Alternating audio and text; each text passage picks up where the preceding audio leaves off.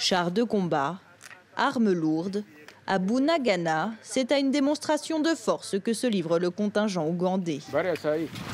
Déployés depuis 2 semaines, les soldats ougandais de la force régionale est-africaine disent avoir repris le contrôle de cette cité frontalière, la première tombée aux mains des rebelles du M23 en juin l'année dernière.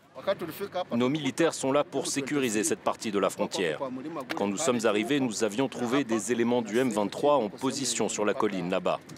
Maintenant, ils ne sont plus là, ils ont fui à l'extérieur de la cité.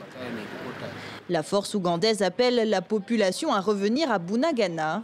Au poste frontalier de la cité, la reprise du transport de marchandises reste timide.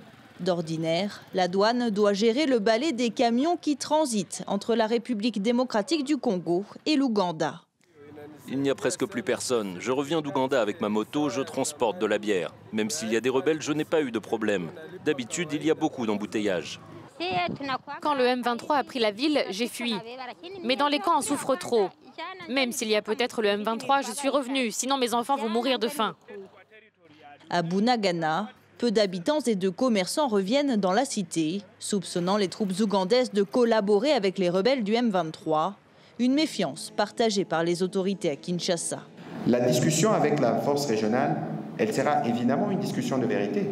Vous avez vu récemment qu'à Kinshasa, le chef d'état-major général de l'armée ougandaise est arrivé parce qu'il y a des besoins, par exemple, pour ce qui concerne l'Ouganda, d'avoir une clarification sur l'attitude à tenir. Le contingent ougandais de la force régionale est-africaine devrait poursuivre son déploiement dans la région, soutenant que le M23 poursuit son retrait des zones occupées. L'armée congolaise avait qualifié de leurre ce retrait des rebelles.